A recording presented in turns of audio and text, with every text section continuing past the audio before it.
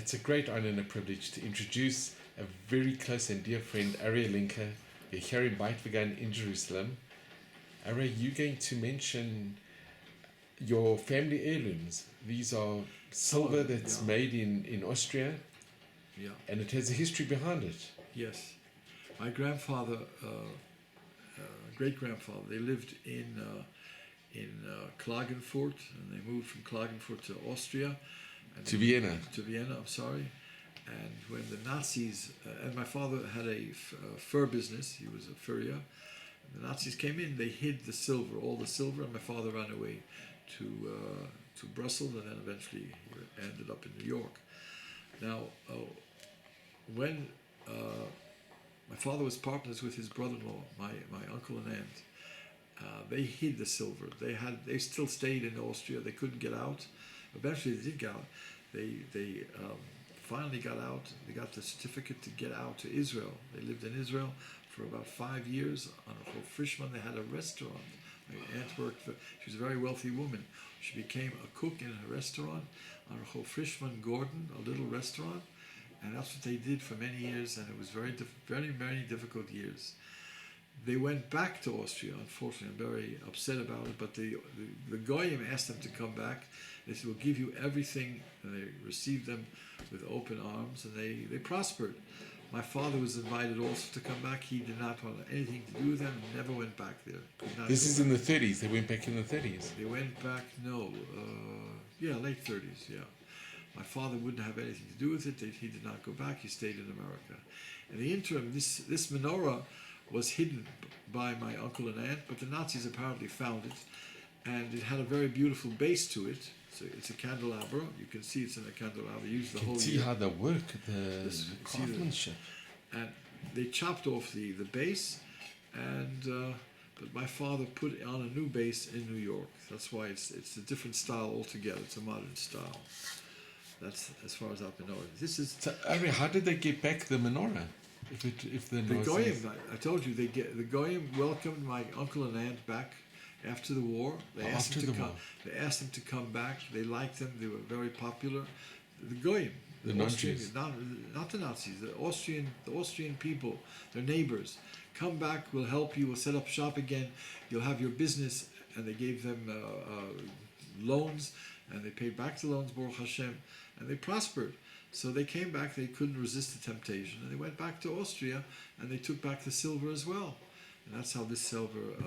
and this was after the war? After the war. Back. And my aunt gave me this. She was a widow, and her children are not so religious, and they asked me I should take care of it. So that's why it's in my hands. This cup is a becher, is a Kiddush cup from my great-grandfather, and it's a very special type of work, which you don't see today. And it's all handmade, handcrafted. All handmade. And they say he was a Hasid, and in the morning, the Hasidim make, Shabbos morning, they make Kiddush on a small cup with bromfin, with liquor or schnapps. And this was his name is even on it, Fischl Linker. It's worth a lot of money. This is real Judaica. This is worth most about $2,000, so they tell me. But this is something that it's irreplaceable. It should never be sold. And this is his Besomim box. This is the spice box. This is a real museum piece. You see them in museums. And Ari, if you could open where you put that has a place where you put the spices. For the spices. Yeah. How old do you think it must be roughly? 300 years. 300 years old. According to the guy who came here 2 weeks ago. The expert. He says about 250, 300 years. All of this. Yeah. And that was But these are heirlooms that should just go from generation to generation. This I'm not selling. I'm not selling that. So that's it. And Ari, do you ever use sure these items on sure we do. Chagim and we sure do. All the pieces there are candy dishes and which are from my mother's wedding in Antwerp. And Ari, the family that went back to Austria, are you still in touch with? First of all, my aunt is not living anymore. Her children are my cousins I'm in touch with, yes, of course. You may have heard of Eitan Haber. Eitan Haber was the assistant of Rabin.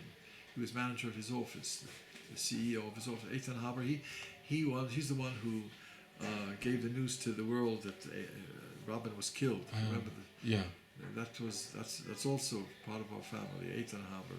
The name was Haber, Haber, and I'm in touch with the cousins, those cousins. Yeah. Well, Ari, it's been incredible, and not only do you have the heirlooms, which are so valuable, but the stories and the traditions, Thank God. and you know, I think the most important thing is that you have been a conduit. You are handing down from generation to generation, and your sons, I'm sure they know the story well, and they'll hand it down. Sure. And you really have a very illustrious family, and very God. special. Thank God. Baruch Hashem. And just mazel and bracha, Arya. Oh, man, thank you very much. Thank you, and I really appreciate My pleasure. you sharing your very special My pleasure and a family history with us. My pleasure and privilege. Thank you.